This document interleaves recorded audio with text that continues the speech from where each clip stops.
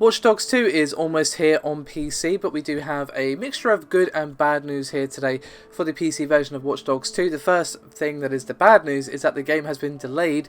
It is now coming out on the 29th of November rather than the 15th, which is a very brief extra wait. It does seem that that extra time is just going to go to making sure that the PC version has all the bells and whistles that it needs, and they have gone into a crazy amount of detail about the PC version, so buckle up my friends as we have a lot of detail here, which is always nice.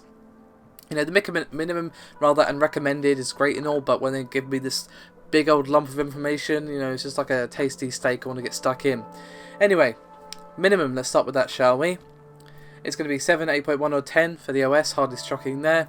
The CPU will need to be an Intel Core i5-2400S at 2.5 GHz, an AMD FX 6120 at 3.5 GHz. 6 gigs of RAM, and for the GPU it will need to be a GTX 660 with 2 gigs of VRAM or a HD 7870 from AMD, again with 2 gigs of VRAM. Hard drive space is hardly shocking, but still pretty damn painful at 50 gigs, and of course it will support keyboard and mouse or controller of your choosing. So, moving on to the recommended, OS is naturally the same. The CPU will need to be an Intel Core i5-3470 at 3.2 GHz or an AMD FX 8120 at 3.9 GHz. The RAM takes a bit of a jump up to 8 gigs, and here of course we see a jump in the video card required. It's going to be a GTX 780 with 3 gigs of VRAM, a GTX 970 with 4 gigs, or a 1060 with 3 gigs, or an R9 290 with 4 gigs or better. Naturally, the hard drive space is the same.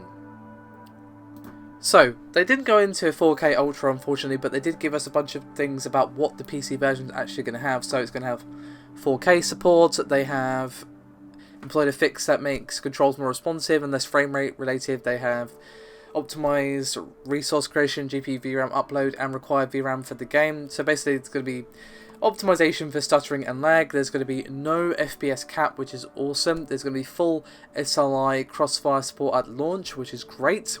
And there's going to be multiple save file supports, and there's going to be up to 3 autosave slots for 3 separate playthroughs, which is excellent. Love that. Too many games mean you have to erase your save if you want to play it again, which is a bit silly.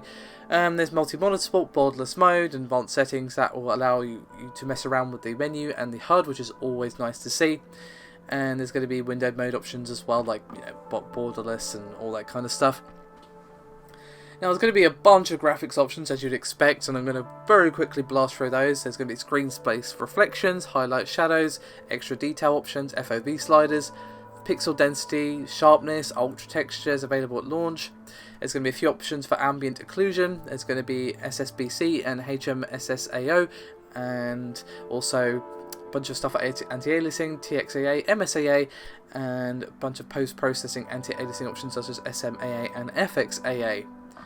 There's going to be a bunch of improvements to keyboard and mouse controls, which is great, and driving has been improved to suit keyboard with adjustable steering sensitivity. Now, some games, as you probably have noticed, let's say you have a gamepad plugged in, but you decide, you know what, I actually prefer to play this game on keyboard. It will still show the the keyboard prompts, or sometimes it will still show the keyboard prompts even if you're actually using a gamepad. That's not going to be the case here. It's going to have on-the-fly switching between mouse and keyboard to gamepad without any additional options, and UI would just switch to gamepad mode if you started out on a keyboard and actually change your mind, which personally I'd recommend because it's a third-person game, but that's my personal preference.